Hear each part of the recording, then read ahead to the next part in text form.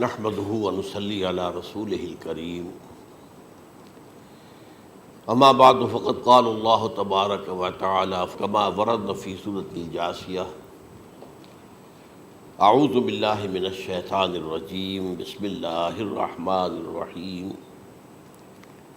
وإنه لعلم للساعة فلا تمترن بها واتبعوني هذا صراط مستقيم صدق اللہ العظیم رب اشرح لی صدری ویسر لی امری واحلل عقدۃ من لسانی یفقہوا قولی اللہم ربنا الہمنا رشدنا واعذنا من شرور انفسنا اللہم ارنا الحق حقا وارزقنا اتباعہ وارنا الباطل باطلا وارزقنا اجتنابہ آمین یا رب العالمین۔ قادیانیت سے متعلق ایک بحث کا آغاز ہو گیا تھا،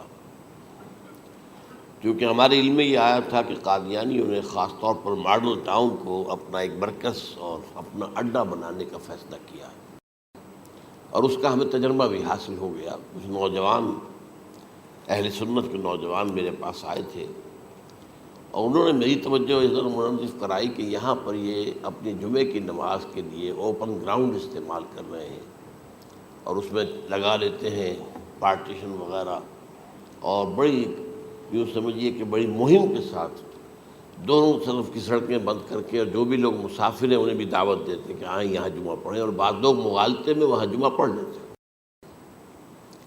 تو اس کے حوالے سے انہوں نے کوشش کی کہ کچھ نہ کچھ اس سلسلے میں، کیونکہ انہوں نے مجھے لا کر قانون دکھایا۔ پاکستان میں جو قانون نافذ ہے وہ یہ ہے، چاہے یہ کہ وہ نافذ نہیں ہے بالفعل، لیکن ہے، قانون کی کتاب میں تو موجود ہے کہ قادیانی اپنے کوئی جو بھی ان کے نزدیک بھی ان کے مذہبی شاعر ہیں، ان کو مسلمانوں کی شکل میں برملا علی الاعلان ادا نہیں کر سکتے، کیونکہ وہ تو دھوکہ دینی بات ہو گئی کہ لوگ سمجھیں گے یہ مسلمان ہی ہیں۔ اب جب انہیں، آپ کو معلوم ہے کہ ہماری پوری جو مرکزی اسمبلی تھی، نیشنل اسمبلی، اس کے فیصلے کے تحت قرار دیا گیا بالاتفاق کہ قادیانی غیر مسلم ہے، دائرہ اسلام سے خارج ہے۔ یہ تو فیصلہ وہ پارلیمنٹ کا ایک بڑے پیمانے، بعد میں پھر ضیاء الحق صاحب کے زمانے میں، یہ تو ہوا تھا آپ کو معلوم ہے بھٹو کے زمانے میں، تو ضیاء الحق صاحب کے زمانے میں اسی کی گویا کہ فردر سٹیپ کے طور پر یہ بات طے کی گئی اور قانون بنا دیا گیا کہ وہ اپنی مسجد کو مسجد نہیں کہہ سکتے اور مسجد کی صورت پر نہیں بنا سکتے کہ گزرنے والے کو یہ خیال ہو کہ یہ مسجد ہے۔ اسی طرح وہ اگر کوئی اسلامی شاعر کا ارتکاب کریں گے علی الاعلان تو بھی یہ قابل تعزیر ہے، جرم ہے۔ وہ اپنے کئی احاطوں کے اندر، اپنے گھروں کے اندر جو چاہیں کریں، لیکن کھلے میدان میں آ کر جو شاعر اسلامی بہرحال ان لوگوں نے سب کچھ اڈاپٹ تو کر رکھا ہے۔ سب سے بڑی بات تو وہ ہے کہ انہوں نے ایک جھوٹے نبی کا اقرار کیا ہے کہ وہ نبی ہے، اس نے ہمارے درمیان فصیل حائل کر دی ہے۔ اب جو اس کو مانتے ہیں ان کے نزدیک ہم کافر ہیں۔ آپ کو معلوم ہے کہ یہ میں بیان کر چکا ہوں کہ حالانکہ قائد اعظم کا کتنا بڑا احسان تھا کہ چودھری ظفر اللہ خان کو انہوں نے فارن منسٹر بنایا پاکستان کا، لیکن جب ان کا انتقال ہوا ہے قائد اعظم کا تو اس کی جنازے کی نماز میں شریک نہیں ہوا، وہ شخص موجود رہا۔ جو دوسرے ممالک کے سفراء آئے ہوئے تھے، ظاہر بات ہے وہ مسلمان تو نہیں تھے، کوئی عیسائی تھے یا کوئی اور تھے، ہندو تھے، بدھ تھے، جو بھی تھے۔ اب چونکہ قائد اعظم کا انتقال تھا ایک مملکت کے صدر کا، تو وہ لوگ سبھی موجود تھے، لیکن ظاہر ہے کہ وہ نماز میں شریک نہیں ہوئے، وہ مسلمان تو نہیں تھے۔ ان کے ساتھ کھڑا رہا یہ شخص۔ اس نے یہ بات، اور جب اس سے پوچھا گیا کہ تم شریک کیوں نہیں ہو تو اس نے کہا دیکھو بھائی، مجھے یا تو مسلمان سلطنت کا کافر وزیر سمجھ لو یا کافر سلطنت کا مسلمان وزیر سمجھ لو۔ میرے نزدیک یہ کافر سلطنت ہے، میں اس کا مسلمان وزیر ہوں کیونکہ میں قادیانی ہوں۔ اب تمہارے نزدیک یہ اسلامی مملکت ہے تو میں کافر ہوں، پھر میں اس کی نماز کیسے پڑھوں؟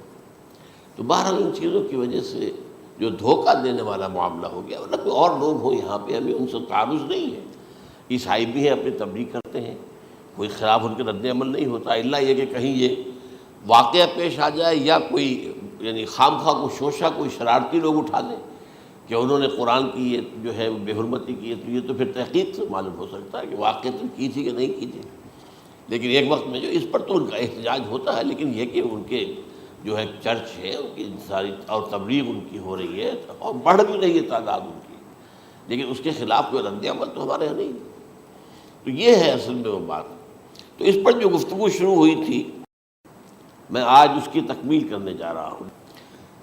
حضرت عیسیٰ علیہ السلام کی دوبارہ آمد کا تعلق ہے، اس کے ضمن میں قرآن مجید میں جو نص قطعی ہے، وہ نص قطعی یہ ہے اِنَّهُ لَعِلْمٌ لِلسَّاعَةِ فَلَا تَمْتَرُنَّ بِهَا۔ حضرت عیسیٰ کا ذکر ہوا ہے سورہ جاسیہ میں، اور وہاں فرمایا گیا ہے کہ یہ عیسیٰ کا دوبارہ آنا قیامت کی علامت ہوگا، یعنی کہ اب قیامت بالکل قریب آ گئی ہے۔ اِنَّهُ لَعِلْمٌ لِلسَّاعَةِ، علم حاصل ہوگا ان کی دوبارہ آمد پر کہ اب قیامت جو ہے وہ سر پر آ گئی ہے۔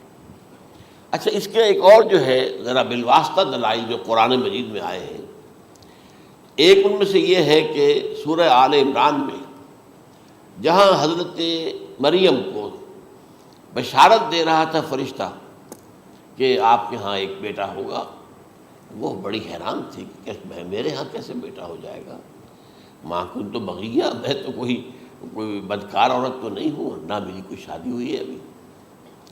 تو اس میں جو باتیں بیان کی تھی فرشتے نے، وہ جو بیٹا ہوگا اس کی کیا شان ہوگی، اس میں یہ الفاظ بھی آتے ہیں وَيُكَلِّمُ النَّاسَ فِي الْمَهْدِ وَكَهْلًا، وہ باتیں کرے گا، لوگوں سے گفتگو کرے گا جبکہ وہ پنگھوڑے میں ہوگا، بچہ ہوگا، گود میں ہوگا، اور کہل کے وقت، کہل کہتے ہیں جب آدمی عمر میں جو ہے 40-45 کا کسی بھی اوپر ہو جائے، آپ پہلے طفل کہتے ہیں، پھر جوان کہتے ہیں، عربی زبان میں شاب کا لفظ آتا ہے، بہت جوان، بڑی اچھی صحت میں ہے، اس کے بعد پھر ظاہر بات ہے ڈھلوان شروع ہوتی ہے، یہ کہل ہے۔ جب بڑھاپے کے آثار شروع ہوتے ہیں، بال سفید ہونے شروع ہوتے ہیں، تو یہ کہل ہے، قبول۔ اب سوال یہ ہے اس گھوڑے میں بات کر دیں، یہ تو معجزہ ہے، لہذا اس کا ذکر یہاں پر مناسب ہے۔ یہ بڑے ہو کر بات کرنے کی کیا ضرورت تھی کہنے کی، وہ تو سبھی کرتے ہیں انسان۔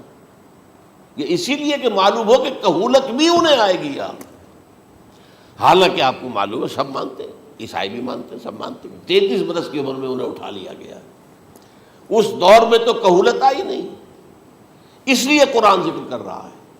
اور یہ بات جو ہے دوسری مرتبہ آئی ہے یہ سورہ المائدہ میں آیت نمبر 110، وَتُكَلِّمُ النَّاسَ فِي الْمَهْدِ وَكَهْلًا، صرف یہ ضمیر کا فرق ہے، وَيُكَلِّمُ النَّاسَ فِي الْمَهْدِ وَكَهْلًا، اور وَتُكَلِّمُ النَّاسَ فِي الْمَهْدِ وَكَهْلًا یہ ہے جب قیامت کے دن اللہ تعالیٰ حضرت عیسیٰ سے سوال کریں گے، اے عیسیٰ ابن مریم، کیا تم نے میری اجازت سے اور میری تائید سے یہ معجزے نہیں دکھائے، یہ معجزے نہیں دکھائے، میں نے تم پر یہ فضل نہیں کیا؟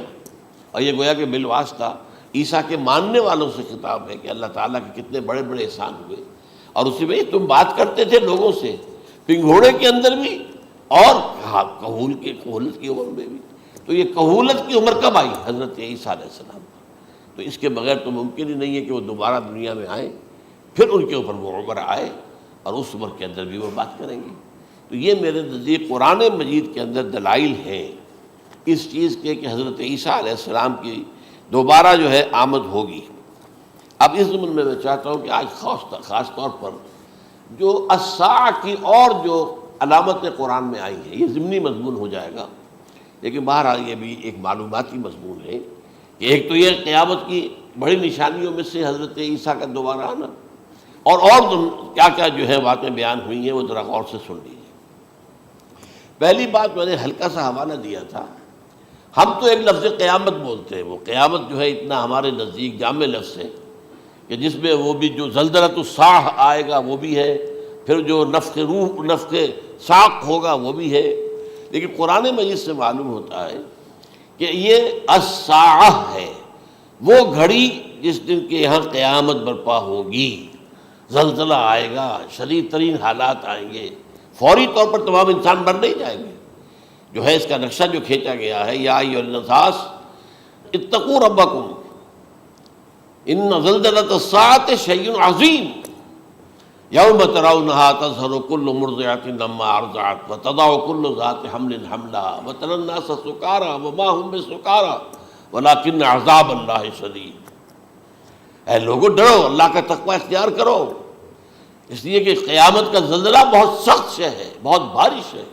ان زلزلۃ الساعۃ شیء عظیم، جب پہاڑ چل رہے ہوں گے اور جو ہے انسان جو ہیں گے وہ جس طرح پروانے ہوتے ہیں، پتنگے ہوتے ہیں، ایسے اڑ رہے ہوں گے انسان، اور اس میں یہ بھی حال ہوگا کہ لوگ جو ہے ہر جو دودھ پلانے والی ہے وہ اپنے بچے کو بھول جائے گی۔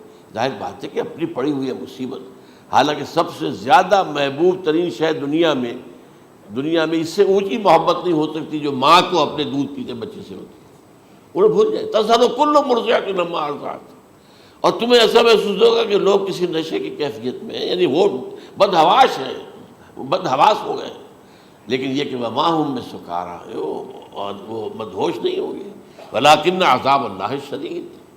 تو یہ ہے زلزلۃ الساعہ، وہ ایک خاص وقت جو ہے، ایک خاص گھڑی جس میں کہ یہ ہونا ہے۔ اس کے علاوہ قرآن مجید میں القارعہ، القارعہ مالقارعہ وما ادراک ما القارعہ، یوم یکون الناس کالفراش المبثوث وتکون الجبال کالعہن المنفوش۔ اب یہ کیا ہے؟ یہ نقشہ ہے قیامت، یہ الساعہ، القارعہ الساعہ۔ اسی کے ساتھ قرآن میں آتا ہے الواقعہ، اذا وقعت الواقعۃ لیس لوقعتها کاذبہ، تو یہ خافضۃ رافضہ، یہ الفاظ سورہ واقعہ میں ہے۔ اسی طریقے سے اور جو ہے الحاقہ، ما الحاقہ وما ادراک ما الحاقہ، یہ تمام جو الفاظ قرآن مجید میں آئے ہیں یہ آئے ہیں الساعہ کے لیے، قیامت کے لیے نہیں۔ قیامت میں بعد میں بتاؤں گا آپ کو۔ چنانچہ 3 نفخے ہیں جو قرآن سے ثابت، نفخ فی الصور، اور اس نفخ فی الصور کا یہ عالم ہوگا یوم ینفخ فی الصور ففزع من فی السماوات ومن فی الارض الا من شاء اللہ، جس دن پھونکا جائے گا سور میں، اور اس وقت صورتحال یہ ہو جائے گی کہ جو بھی آسمانوں میں ہے، زمین میں ہے، سخت پریشانی اور سخت پشیمانی اور ایک طرح کے مرعوبیت اور خائف ہو کر رہ جائیں گے، الا ان کے کہ جن کو اللہ چاہے، اس کے کوئی ملائکہ مقربین ہوں گے۔ من فی السماوات فی الارض ہے، اس لیے ساتھ ہی یہ کہہ دیا گیا ہے، لیکن یہ باقی پورے لوگوں کے اوپر، پوری مخلوقات کے اوپر ایک جو ہے گھبراہٹ کی کیفیت طاری ہو جائے گی۔ تو یہ ہے پہلا فضا۔ دوسرا فضا کیا ہے؟ فضا صعق، صعق کہتے ہیں آدمی کا بے ہوش ہو جانا۔ یہ دوسری مرتبہ جب سور پھونکا جائے گا، وَنُفِخَ فِي الصُّورِ فَصَعِقَ مَن فِي السَّمَاوَاتِ وَمَن فِي الْأَرْضِ إِلَّا مَا شَاءَ اللَّهُ، یہ ہے کہ اس کے بعد وہ سب کے اوپر موت طاری ہو جائے گی۔ یہ دوسرے سور پھونکے جانے کے بعد ہے۔ پھر ثُمَّ نُفِخَ فِيهِ أُخْرَى، پھر ایک مرتبہ اور پھونک ماری جائے گی، یہ تیسرا ہو رہا ہے۔ فَإِذَا هُمْ قِيَامٌ يَنظُرُونَ، تو اچانک سب کے سب کھڑے ہوں گے اللہ کی طرف دیکھتے ہوئے۔ اب یہ جو ہے یہ ہے یوم القیامہ، قام یقوم قیامتاً، کھڑا ہونا، کیونکہ اس دن یوم یقوم الناس لرب العالمین، جس دن کے تمام انسان جو ہے کھڑے ہو جائیں گے اپنے رب کے حضور میں، جس کا نقشہ کھینچا گیا ہے اذا دکت الارض دکا دکا وجاء ربک والملک صفا صفا۔ تو یہ سب کے سب انسان بھی جو ہے موجود ہوں گے، فرشتے صفے باندھے ہوئے ہوں گے، اور اللہ تعالیٰ جو ہے اپنے خاص عرش کے ساتھ، یحمل عرشہ ثمانیہ، 8 فرشتے اس عرش کو اٹھائے ہوئے ہوں گے، جبکہ یہ آسمان پھٹے گا اور اس روئے ارضی پر اللہ تعالیٰ کا نزول ہوگا۔ یہ جو ہے ہمارا یوم القیامہ یہاں ہے، یوم القیامہ ہی میں جو فیصلے ہونے یہاں ہونے، قصہ زمین برسر زمین، جو نیکیاں تم نے یہاں کمائی ہیں یا جو بدیاں تم نے یہاں جن کا ارتکاب کیا کا فیصلہ یہاں ہوگا۔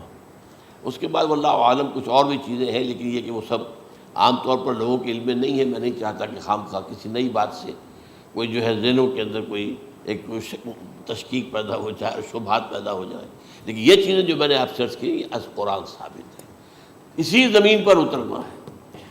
وجاء ربک والملک صفا صفا، یہ سب کے سب آئیں گے، اور ملائکہ، اور اس کے علاوہ جو ہے دوسرے مقامات پر جس کا نقشہ کھینچا گیا ہے سورۃ الحاقہ کے اندر ہے۔ اللہ کا عرش جو ہے 8 فرشتے اٹھائے ہوئے نیچے اتریں گے۔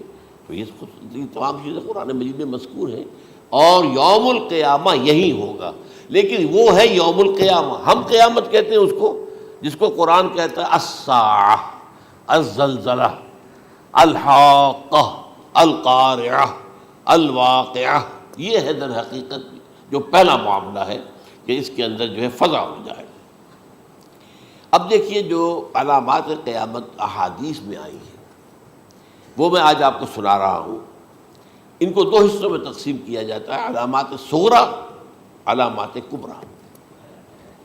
چھوٹی نشانیاں جو درجہ بدرجہ درجہ بدرجہ درجہ بدرجہ حاضر سامنے آئیں گے۔ ایک ہے بالکل قیامت سے متصل قبل بڑے جو خرق عادت واقعات ہوں گے وہ آئیں گے۔ اچھا، پہلی چیز کے سلسلے میں حضرت انس رضی اللہ تعالیٰ عنہ سے یہ مروی ہے اور یہ حدیث متفق علیہ ہے۔ پہلی علامت حضور نے بیان کی قیامت کی علامات میں سے، اب میں لفظ قیامت اسی معنی میں بول رہا ہوں جس میں کہ ہم عام طور پر بولتے ہیں۔ آپ نے فرمایا علم اٹھا لیا جائے گا، جہالت کا دور دورہ ہوگا۔ اب یہ کون سا علم اٹھایا جائے گا؟ سائنس کا علم نہیں، دین کا علم۔ آج تو ساری قدر و قیمت جو ہے جس کے لیے دوڑتے ہیں لوگ، لاکھوں روپے کی فیسیں دے کر، ایم بی اے ہو رہے ہیں، یہ جو ہے اکاؤنٹنسی کا پاس کر رہے ہیں، یہ سی اے کر لیا ہے، یہ کوئی اور جو ہے فزکس میں کوئی کیمسٹری میں ڈاکٹریٹ کر لی ہے، ڈاکٹر بن گیا تو کیا ہی کہہ رہے ہیں۔ اس لیے کہ بڑی چیز جو پاکستان سے ایکسپورٹ ہوتی ہے وہ ڈاکٹر ہیں۔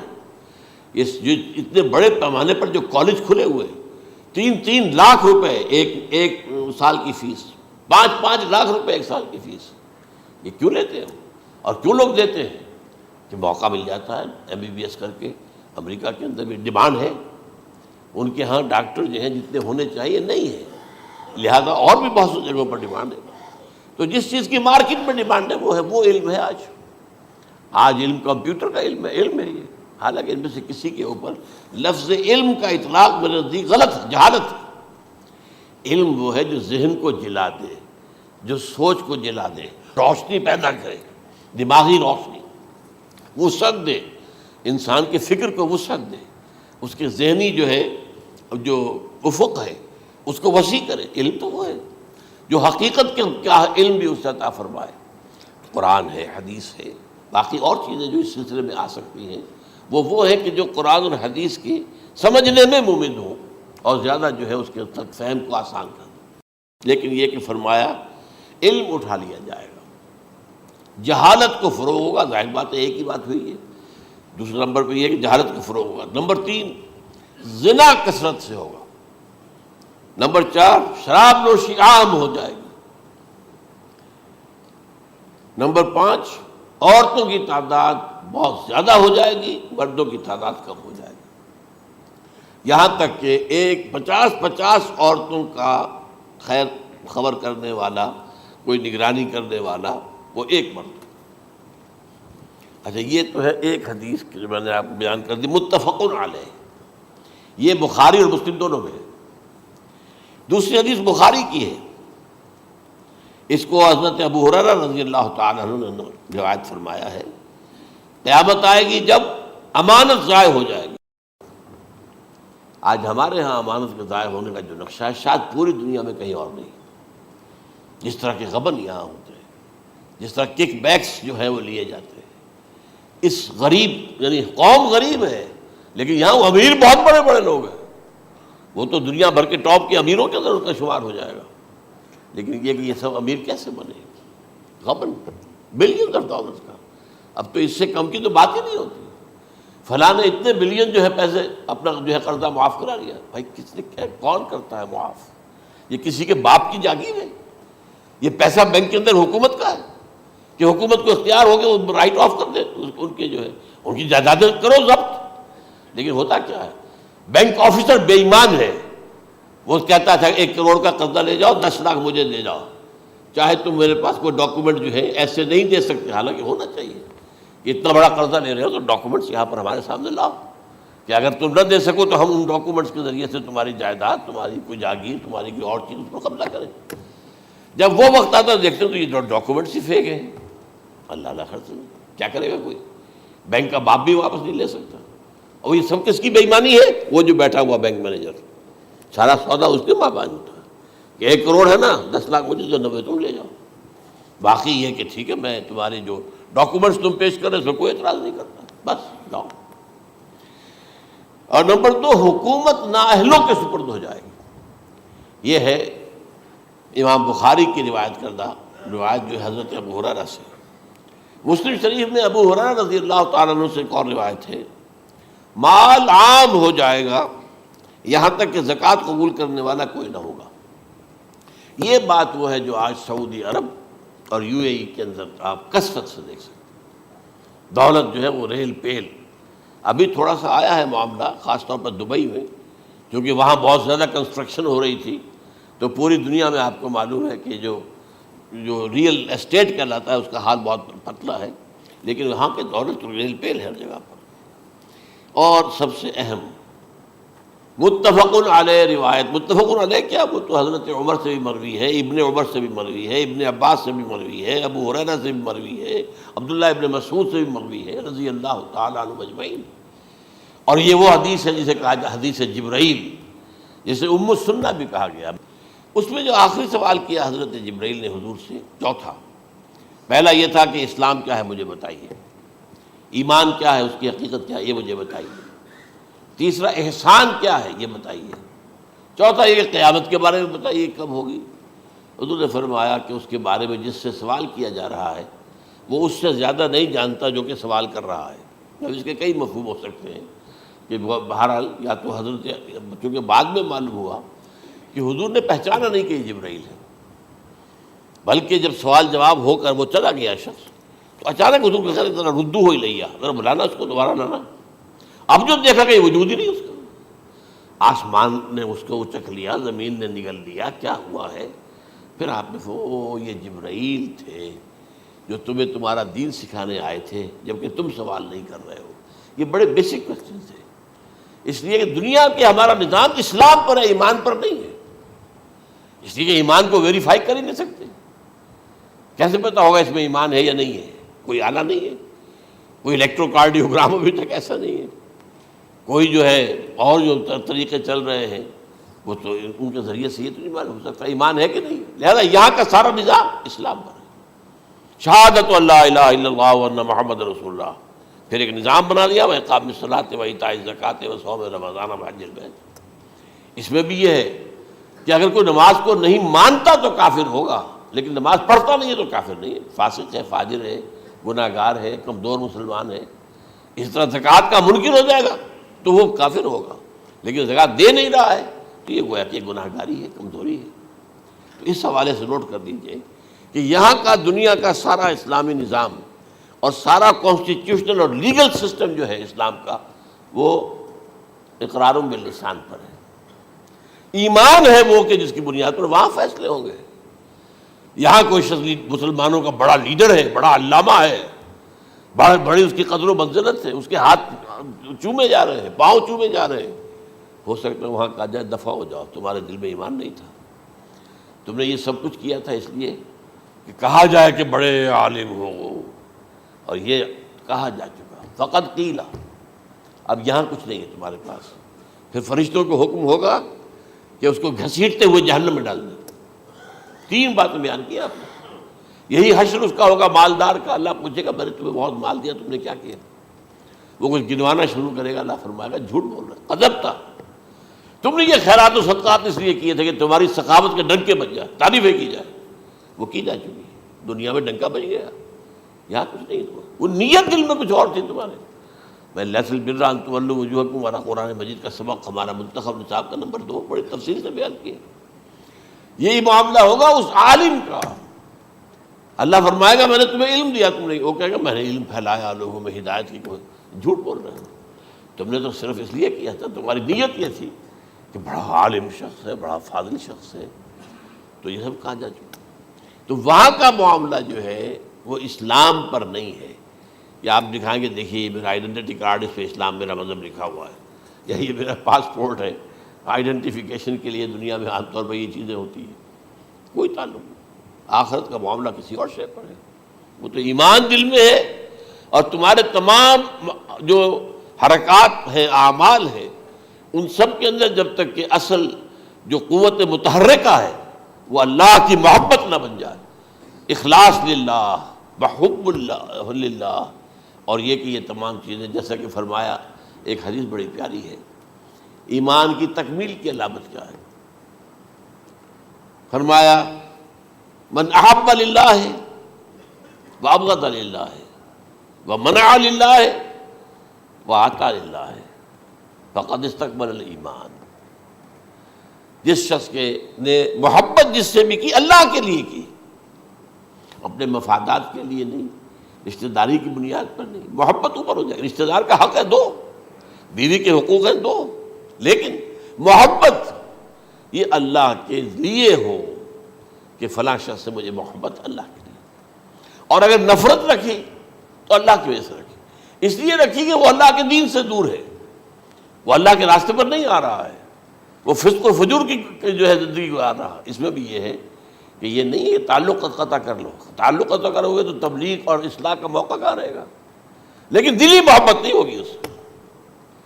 تو اگر محبت ہے تو اللہ کے لیے، اور نفرت ہے تو اللہ کے لیے، اور کسی کو کچھ دیا ہے تو اس لیے کہ اللہ کا حکم ہے کہ دوں، اور کسی سے کچھ روکا ہے تو اس لیے کہ اللہ کا حکم ہے کہ روکوں، اس کو نہیں دینا ہے۔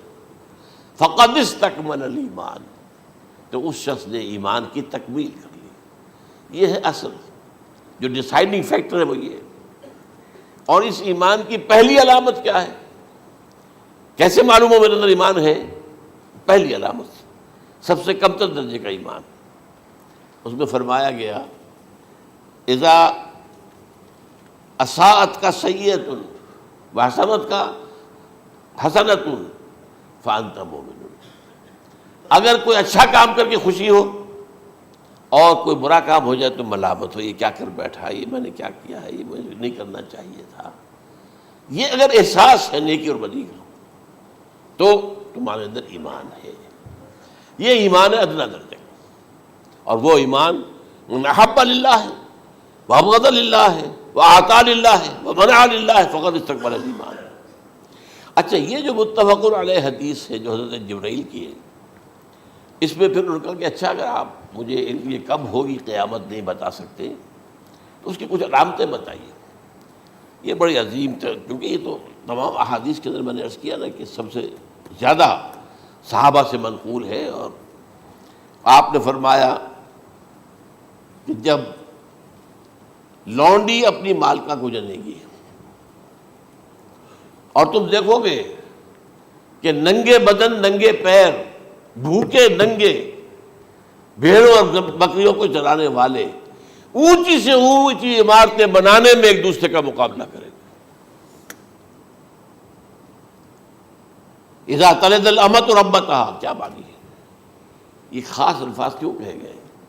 اولاد والدین کے سامنے دب کر رہتی تھی، کبھی سینہ تان کر بات نہیں کرتے تھے، ٹھیک ہے کوئی بات آپ مان نہیں سکتے، ابا جان یہ بات تو میں نہیں کر سکتا، یا فرض کیجئے کہ وہ آپ کو کسی نیکی سے روک رہے ہیں، کہ دینی کام سے روک رہے ہیں، ابا جان یہ تو میں نہیں کروں گا، یہ تو دین کا فرض ہے، یہ کہیں آپ اور ڈٹ کر کہیں اور جمیں اس پر، لیکن یہ کہ کوئی سرکشی کا انداز نہ ہو، ایسا نہ ہو کہ اپنے جناب سینے کو تان کر کے کھڑے ہو جائے، میں نہیں کروں گا، یہ نہیں، یہ غلط ہو جائے۔ اچھا، اولاد میں بیٹی جو ہوتی تھی وہ زیادہ سبارڈینیٹ، سبمسیو، بات ماننے والی، کہیں بھی سر اونچا نہ کرنے والی، اور آخری دور میں کیا ہوگا، بیٹیوں سے مائیں ڈریں گی، انہیں ٹوک نہیں سکتی کسی بات پر، پتہ نہیں کیا بک دے گی، کیا بکواس کر دے گی۔ یہ تو ہمارے ہاں ہو گیا ہے، باہر کیا ہے وہ تو آپ یہ بھی نہیں پوچھ سکتے، آپ کی 13 برس کی لڑکی آئی ہے رات کو 1 بجے، نہیں پوچھ سکتے کہاں رہی ہو، یہ رات کہاں گزاری، پوچھ ہی نہیں سکتے، یہ پوچھنا بھی جرم ہے۔ اپنے چھوٹے بچے کو آپ نے ایک تھپڑ مار دیا، تہذیب ہے، سکھانا ہے، غلط کام کیا ہے، اس کی سرزنش ہو رہی ہے، فوراً وہ اگر ایک فون کر دے گا پولیس آئے گی، بچے کو لے جائے گی، اسے لا کر کہیں اور جو ہے ڈپازٹ کرے گی، اور آپ پر مقدمہ چلے گا، آپ کو اس کی سزا بھگتنی ہوگی۔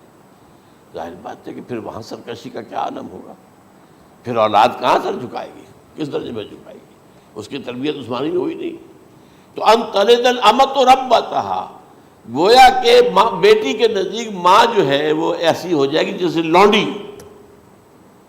گویا کہ لونڈی نے ایک اپنی مالکہ کو جنم دیا ہے، بیٹی مالکہ بن جائے گی اور ماں جو ہے لونڈی بن جائے گی، اور دولت کی ریل پیل کا ابھرتا دکان، یہ جو بھوکے ننگے اور مفلس، کیا حال تھا 100 برس پہلے، انہیں کھانے کو کچھ نہیں ملتا تھا، یہ مشرقی ساحل پر تھے، یہ سوائے یہ کہ مچھلیاں پکڑ لی اللہ خیر اللہ وہ کھا لی، یا کہیں ان کو بیچ دیا، کوئی بنڈی لگ گئی، بنڈی لگ جاتی تھی وہاں، اور کیا تھا؟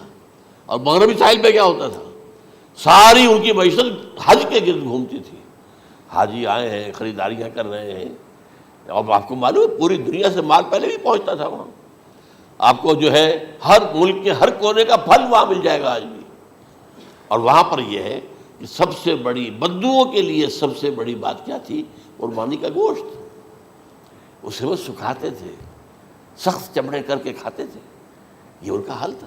آج جا کر دیکھیے نئے شہر بن رہے ہیں، امریکنز کو کانٹریکٹ دیے جا رہے ہیں، بالکل ماڈرن شہر بنا دو، ایک ایبسلیوٹلی ماڈرن شہر جو ہے وہ جو مشرقی ساحل کے اوپر جو پہلے سے آرام کو سٹی ہے، امریکن سٹی ہو، اس کے اندر کوئی سعودی بھی داخل نہیں ہو سکتا سوائے جس کے پاس اس سٹی کی طرف سے لائسنس نہ ہو، اور اس کی چار دیواری کے اندر، چار دیواری کیا فصیل کے اندر کہی ہے، جو چاہو کرو، کوئی تم پر پابندی نہیں، ننگے نہاؤ، تالاب ہے نہا رہے، ننگی عورتیں ننگی مردیں نہا رہے، کوئی پوچھنے والا نہیں۔ اب اسی قسم کا ایک سٹی آباد ہونا جا رہا ہے مغربی ساحل پر، جدہ اور ینبوع کے درمیان، اور اس میں اصل میں جتنی بھی دولت ہے جو پیٹرول کی ہے وہ وہیں پر رکھ لی جاتی ہے امریکہ کے اندر، تاکہ امریکہ جو ہے ایسے ایسے پروجیکٹ بنا کر جب تمہیں دے گا تو اس میں سے پیسے لے گا، وہ نہیں ملتی ان کو واپس۔ بہرحال یہ تو میں نے ایک جگہ آپ سے ذکر بھی کیا تھا، دی کنفیشنز آف این اکنامک ہٹ مین، وہ کنفیشنز کی بات جو ہے اگر آپ میں سے کسی کو دلچسپی ہو تو اسے پڑھیں کہ کس طریقے سے 1973 کے آئل امبارگو کے بعد جو شاہ فیصل شہید کے زمانے میں ہوا تھا، پھر جس طریقے سے امریکہ نے ان تمام ممالک کو جکڑ لیا ہے، اس کا پورا جو پروسیس کیا تھا وہ سامنے آتا ہے۔ بہرحال اس کے بعد آتا ہے علامات کبریٰ کا ذکر، بڑی علامتیں جو کہ بالکل خرق عادت کے انداز میں ہوگی، جن کا معاملہ جو ہے وہ آپ کے ناپ تول میں نہیں آ سکتا، آپ کی کیمسٹری فزکس اس کا جو ہے وہ نہیں کر سکتی، ادراک ہوگا یہ قیامت کی۔ ان میں نمبر 1 کیا ہے؟ ایک بہت بڑا دھواں آئے گا، پوری دنیا کو لپیٹے گا۔ نمبر 2 دجال کا ظہور ہوگا، جو اپنی خدائی کا دعویٰ لے کر آئے گا اور بنوائے گا، اس کے ہاتھ میں ہو جائیں گے، قبضے میں ہو جائیں گے سارے ذرائع پیداوار کے، اس کی طرف بھی پہلا قدم اٹھ چکا ہو، ٹرپس کے نام سے معاہدہ ہو چکا ہے، کوئی ملک اپنا بیج پیدا نہیں کر سکتا، یہ بیج ہم نے ڈیولپ کیے ہیں، ان کے ڈیولپمنٹ سے پہلے تم ایک ایکڑ سے کتنی گندم لیتے تھے، آج کتنی لے رہے ہو؟ کس بنا پر؟ جینیٹکس کا جو کام ہم نے کیا ہے اس کی بنا پر ہو رہا، ہاں تو ہمارا حق ہے، اس کی رائلٹی ہمارے پاس آنی چاہیے، لہذا صرف ان اداروں سے ملٹی نیشنل سے خریدا جائے گا بیج، اور بیج بھی وہ دیں گے وہ کہ جس سے جو فصل اگے گی وہ بیج نہیں لا سکتی، وہ بیج کا کام نہیں کر سکتی۔ جیسے آپ کو معلوم ہے کہ آپ کے ہاں جو گوشت کھایا جاتا ہے مرغے کا، تو مرغا وہ جو ہے اس میں مرغا ہو یا مرغی ہو، اس کے اندر کوئی وہ کیفیت ہی نہیں ہے، ان کے انڈے جو ہے ان سے آپ بچے حاصل نہیں کر سکتے، ہے تو انڈا، دیکھنے کو تو انڈا ہے لیکن وہ بنڈا جو ہے اس سے بچہ تو نہیں حاصل کر سکتے۔ ایسے ہی وہ گندم کا بیج دیں گے، نظر آئے گی گندم، لیکن اس کے اندر وہ صلاحیت نہیں ہے کہ اس سے جو فصل اگے گی اس کا نتیجہ جو ہے وہ بھی آپ لے سکیں۔ یہ ہونا ہے، اللہ جانے، قدم اٹھ رہے ہیں ادھر۔ پھر یہ ہے کہ دابۃ الارض، زمین سے ایک حیوان نمودار ہوگا، زمین شق ہوگی۔ ابھی میں کہہ رہا ہوں خرق عادت ہے، یہ چیزیں وہ نہیں ہیں جو ہماری کسی حساب کتاب میں جو باتیں پہلے آئی ہیں وہ تو حساب کتاب میں آ رہی ہیں، ساری سمجھ میں آ رہی ہیں، ساری چیزیں مشاہدہ ان کا ہو رہا ہے، لیکن یہ ہے کہ دابۃ الارض، یہ کہتے ہیں کہ کوہ صفا، اس میں تو نہیں ہے حدیث میں، کوہ صفا پھٹے گا اور اس میں سے ایک حیوان دابہ وہ ظاہر ہوگا، تو اسی لیے فرمایا ہے وَإِذَا وَقَعَ الْقَوْلُ عَلَيْهِمْ أَخْرَجْنَا لَهُمْ دَابَّةً مِّنَ الْأَرْضِ تُكَلِّمُهُمْ، تو ہم اندر سے پیٹ کے چیر کر زمین کے پیٹ کو ایک حیوان کو برآمد کریں گے جو انسانوں سے بات کرے گا، گفتگو کرے گا۔ نمبر 4، طلوع الشمس من المغرب، یہ بھی خرق عادت۔ سورج تو طلوع ہوتا ہے مشرق سے، غروب ہوتا ہے مغرب میں، لیکن اس وقت معاملہ الٹا ہو جائے، یعنی جو کائنات کے اندر جو گڑبڑ ہوگی کچھ سمجھ میں بات آتی ہے کہ یہ معاملہ جو ہے، یہ تو اس پورے سولر سسٹم کو اگر بدل دیتے ہیں تو مشرق مغرب ہو جانا، مغرب مشرق ہو جانا، یہ سمجھ میں آنے والی بات ہے۔ اس کے بعد ہے عیسیٰ ابن مریم کا نزول، جس کے بارے میں آج میں نے گفتگو کی ہے تفصیل سے۔ یہ نزول ہونا ہے، یہ علامات قیامت میں سے حضور نے بیان فرمایا ہے، اور قرآن مجید کی جو اصطلاحات ہیں اس کے حوالے سے میں نص قطعی جو ہے وہ میں آپ کے سامنے رکھ چکا ہوں۔ پھر یاجوج ماجوج کا ایک معاملہ ہے، یہ میں ابھی اس وقت زیادہ اس پر بات نہیں کر سکتا۔ حضرت عیسیٰ علیہ السلام کے نزول کے بعد 2 کام ہوں گے۔ یہودیوں کا قلع قمع ختم، تمام یہود، ایک کام تو یہ ہونا ہے، اور نمبر 2 عیسائیت کا ختم ہو جانا۔ عیسائیت کی نفی کر دیں گے، بھائی تم مجھے خدا کا بیٹا بنائے بیٹھے ہو، میں تم خدا کا بیٹا نہیں ہوں، میں تو اس کا بندہ ہوں، رسول ہوں، میں نے تم سے کب کہا تھا کہ مجھے خدا کا بیٹا بناؤ۔ نمبر 2 یہ کہ وہ خنزیر کو قتل کر دیں گے، یعنی یہ تم نے خنزیر کب سے کھانا شروع کر دیا؟ میں تو تم کو نکاح اجازت دے کر گیا تھا، یہ تو شریعت موسوی میں حرام تھا، اور میں کہہ کر گیا تھا کہ یہی شریعت تم پر لاگو رہے گی، ہاؤ کم؟ تم نے کیسے یہ؟ آج بھی بہت سے رومن کیتھولکس جو ہے وہ سور نہیں کھاتے، وہ اس میں ہے ان کے اندر کچھ نہ کچھ بات جو ہے جو حضرت عیسیٰ کی تعلیمات کا کچھ اثر ان کے ہاں ہے۔ میں تو ایک مرتبہ، یہ 1971 کی بات ہے، 4-5 دن کے لیے برسلز میں رکا تھا، اس لیے کہ وہاں مجھے ایک صاحب نے خط لکھا تھا کہ وہاں ایک نوجوان ہے، ابھی اس ایمان لایا ہے، اور اس کے کچھ مسائل ہیں، ہم کوشش کر رہے ہیں ان کے مسائل حل کریں، آپ بھی جا رہے ہیں۔ میں انگلینڈ جا رہا تھا تو واپسی پر آپ ان کے ہاں چند دن ٹھہرے، میں حیران ہوا۔ ویسے اس نے مجھے اپنے گھر ٹھہرایا نہیں، اس لیے کہ ماں باپ تو اس کے کرسچن تھے، اور پولیس کا چیف آفیسر اس کا باپ تھا، چیف آف پولیس فورس۔ اس نے مجھ سے 1 دن کھانے پہ بلایا، میں سے ہوٹل میں ٹھہرایا مجھے، اس نے کہا آپ اطمینان سے یہاں کھانا کھائیں، اس گھر میں نہ آج تک کوئی شراب کی بوند آئی ہے اور نہ ہی کوئی بوٹی آئی ہے سور کی۔ Roman Catholics. اب اکلوتا بیٹا تھا یہ، عبدالعزیز اس نے بعد میں نام رکھا، وان کینٹر اس کا نام تھا جو کہ اوریجنل تھا، پھر اس نے نام رکھا عبدالعزیز وان کینٹر، پرانا نام بھی بہرحال رکھا۔ نہایت خوبصورت، 28 سال کی عمر تھی، اور اس وقت میں نے دیکھا تھا کہ اس کی فقہی معلومات جو ہے میری معلومات سے 10 گنا زیادہ۔ اس کی وجہ کیا ہے؟ وہ گیا تھا موراکو میں ایز اے ٹیچر ملازمت کرنے، پیسہ کمانے، وہاں وہ مسلمانوں سے اس کا ہوا رفع ضبط ہوا، اسلام کی تعلیمات سامنے آئی، اسلام لے آیا۔ اب اکلوتا بیٹا ہے، اور ماں باپ جو ہے کرسچن کیتھولکس۔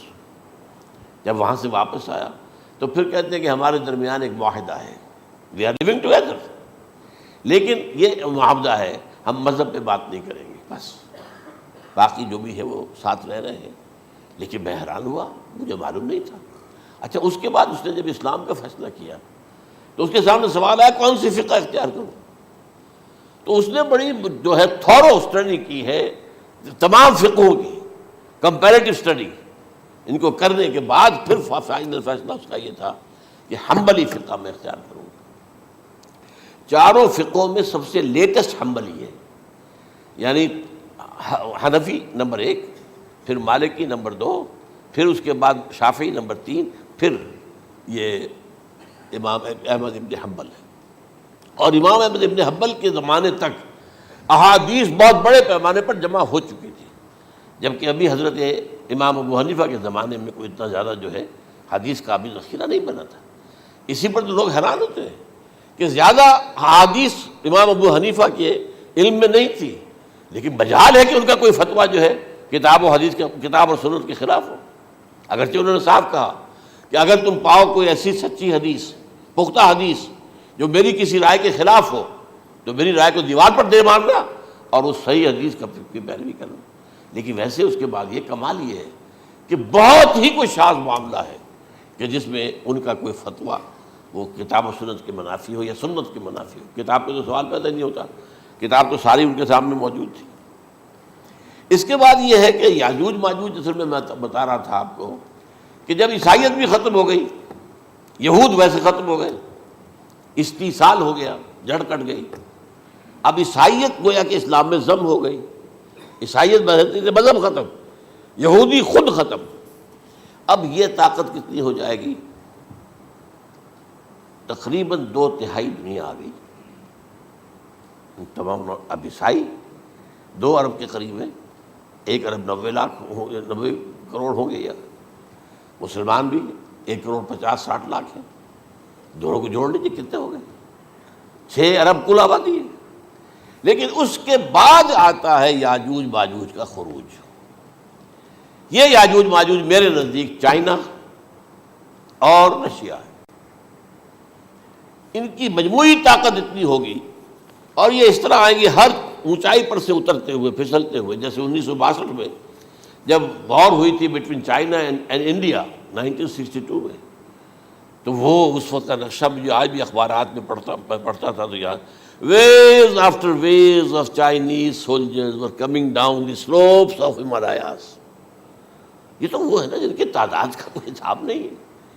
اور رشیا اور یہ مل کر جو ہے، میرا اندازہ یہ ہے کہ جب پہلے ملحمۃ العظمیٰ ہوگی وہ عیسائیوں اور مسلمانوں کے درمیان، اس وقت یہ دونوں پاورز نیوٹرل رہیں گی. لیکن غالباً یہ بات طے کر لیں گی کہ ویپنز آف ورلڈ جو ہے ماس ڈسٹرکشن، یہ استعمال مت کرنا. اگر یہ ویپنز آف ماس ڈسٹرکشن استعمال کرو گے تو ہم میدان میں آ جائیں گے. اس میں وہ جنگ جب ہو چکے گی، پھر حضرت عیسیٰ کو فتح حاصل ہو جائے گی، اور پھر یہ کہ یہودیت ختم ہو جائے گی، عیسائیت بطور مذہب ختم ہو کر اسلام میں ضم ہو جائے گا. پھر وہ 40 برس کا عہد حکومت ہے حضرت عیسیٰ علیہ السلام. لیکن جب یہ فتح ہو جائے گی ان پر، اب یاجوج ماجوج آئیں گے، اور اتنی تعداد میں آئیں گے کہ بحیرہ طبریہ جو ہے اس کا سارا پانی پی جائیں گے.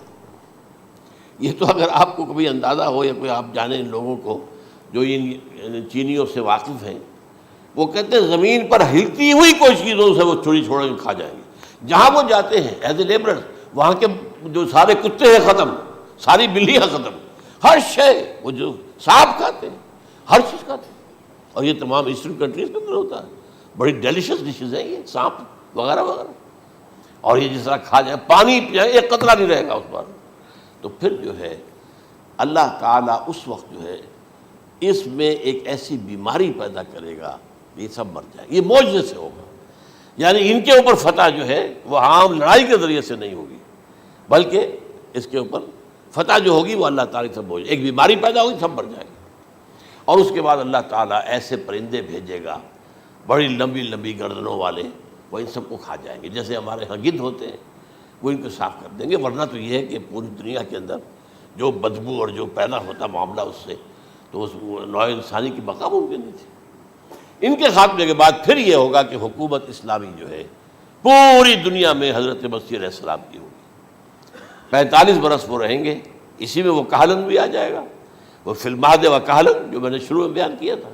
اسی میں پھر یہ ہے کہ وہ شادی بھی کریں گے، ان کی اولاد بھی ہوگی، اور پھر ان کا انتقال ہوگا تو حضرت حضور صلی اللہ علیہ وسلم کے حجرے میں، وہیں پر جہاں حضور اور ابو بکر اور عمر رضی اللہ تعالیٰ عنہم دفن ہیں، وہیں پہ ان کو دفن کیا جائے گا.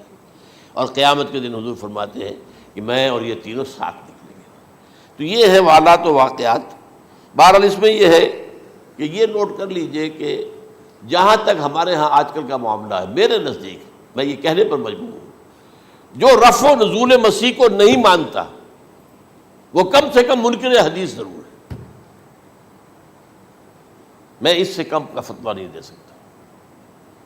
اب یہ ہے کہ جو لوگ مہدی کو نہیں مانتے ان کا معاملہ میں مختلف سمجھتا ہوں. چند منٹ لے رہا ہوں آپ کے، اور اس لیے کہ ان کی حدیثیں صحیحین میں نہیں ہیں، بخاری مسلم میں نہیں. اور یہ کہ بہرحال ان کا معاملہ جو ہے وہ ایسا نہیں ہے حضرت عیسیٰ کا. حضرت عیسیٰ کے آنے کا جو کچھ ہوگا وہ تو میں نے آپ کے سامنے بیان کر دیا. لیکن یہ ہے کہ حضرت مہدی ہمارے نزدیک اس میں خرق عادت کوئی ہے ہی نہیں. جیسے ہر صدی کے مجدد ہوتے ہیں، آخری صدی کے مجدد وہ ہوں گے، اور میرے نزدیک یہی آخری صدی ہے، اور اسی میں حضرت مہدی کا ظہور ہو جانا. سعودی عرب میں کوئی خانہ جنگی ہوگی کسی بادشاہ کے انتقال پر، اور پھر اس وقت یہ ظاہر ہوں گے، اس وقت ملک کے حالات کو سنبھالنے کے لیے لوگ ان کو زبردستی نکالیں گے، چھپے ہوئے ہوں گے ایک گھر میں۔ یہ حضرت ام سلمہ رضی اللہ تعالی عنہ کی روایت ہے کہ ایک بادشاہ کے انتقال پر یہ خانہ جنگی ہو جائے گی، اور ایک شخص مدینے سے بھاگ کر مکے میں چھپ جائے گا۔ یہ تو ہے ان کے الفاظ، میں توجیہ کر رہا ہوں۔ یہ لوگ ان کی طرف دیکھ رہے ہوں گے کہ یہ جو وقت آیا ہے فتنے کا ہماری قوم پر، ہمارے ملک پر، تو ان کی شخصیت ایسی ہے کہ یہ بیچ میں آئیں، صلح صفائی کرائیں، اور وہ جو ہے اس ذمہ داری سے بچ کر بھاگیں گے اور جا کر مکے میں چھپ جائیں گے۔ پھر لوگ انہیں تلاش کر کے نکالیں گے اور زبردستی ان کے ہاتھ پر بیعت کریں گے، ورنہ وہ اتنے بڑے منصب کو۔ اور پھر یہ بھی ہے، ایک حدیث میں آتا ہے یصلحُ فی لیلۃ واحدہ، ایک رات میں ان کی مکمل اصلاح کر دیں گے۔ یعنی اگر کوئی تھوڑا بہت نقص اور عیب کوئی ہوا بھی، کوئی کمی کوتاہی ہوئی بھی، تو اللہ تعالیٰ ایک رات میں اصلاح کروا دیں گے۔ لیکن ہمارے نزدیک اس قدر کوئی خرق عادت ہے ہی نہیں۔ البتہ جو کہتے ہیں اہل تشیع، وہ خرق عادت ہے کہ ان کے 12ویں امام جو ہے وہ بچپن ہی کے اندر اس خوف سے کہ جو بنو عباس بادشاہ ہیں وہ ان کو قتل کر دیں گے، تو وہ ایک غار میں چھپا دیے گئے۔ اب وہ 1200 برس سے اس غار کے اندر چھپے ہوئے، اور اس کے بعد وہ ظاہر ہوگی، وہ امام مہدی ہوں گے۔ اس میں خرق عادت ہے، لیکن میں یہ کہتا ہوں کہ محض خرق عادت کی بنیاد پر ہم اس کی نفی نہیں کریں گے۔ کیوں؟ کیا ہم یہ نہیں مانتے کہ اصحاب کہف 300 برس تک سوئے رہے؟ یہ کیا عام بات ہے؟ حضرت عزیر علیہ السلام، اللہ نے انہیں موت دی، موت، اور 100 برس کے بعد زندہ کر کے اٹھا لیا۔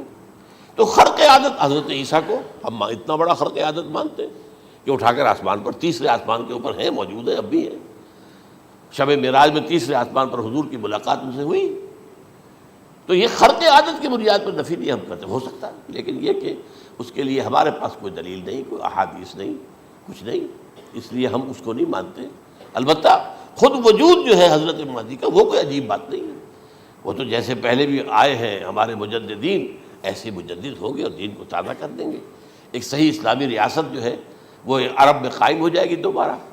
حضور نے فرمایا وہ عدل اور انصاف سے عرب کو اسی طرح بھر دے گا جیسے کہ وہ اس سے پہلے ظلم اور جور اور زیادتیوں کے سے بھری ہوئی ہوگی۔ تو یہ کام ہوگا، یہ تو مجدد کا کام ہوتا ہی ہے اس حوالے سے۔ لیکن بہرحال میں نے پھر بھی کہا کہ اگر احادیث کی کمزوری کی وجہ سے کہ صحیح عین میں نہیں ہے، اگر کوئی شخص انکار کرے تو مجھے کوئی اعتراض نہیں ہے، ٹھیک ہے۔ لیکن جو حضرت عیسیٰ کے نفع سماوی اور حضرت عیسیٰ کے نزول کا انکار کرتا ہے، وہ کم سے کم، میں انہیں اور آگے کوئی فتویٰ نہیں دیتا کہ وہ کافر ہو گئے یا یہ ہو گئے یا وہ ہو گئے، لیکن منکر حدیث کے لائن میں تو وہ لازمت کھڑے ہو گئے، کیونکہ اتنی واضح اور پکی حدیثیں ہیں حضرت مسیح کے نزول کی، اور علامات قیامت میں جس طرح ان کا ذکر آتا ہے کہ اس سے انکار جو ہے وہ جب تک آپ پوری حدیث کے ذخیرے کا انکار نہ کریں اس وقت تک ممکن نہیں ہے۔ اقول قولی ھذا واستغفر اللہ لی ولکم ولسائر المسلمین والمسلمات۔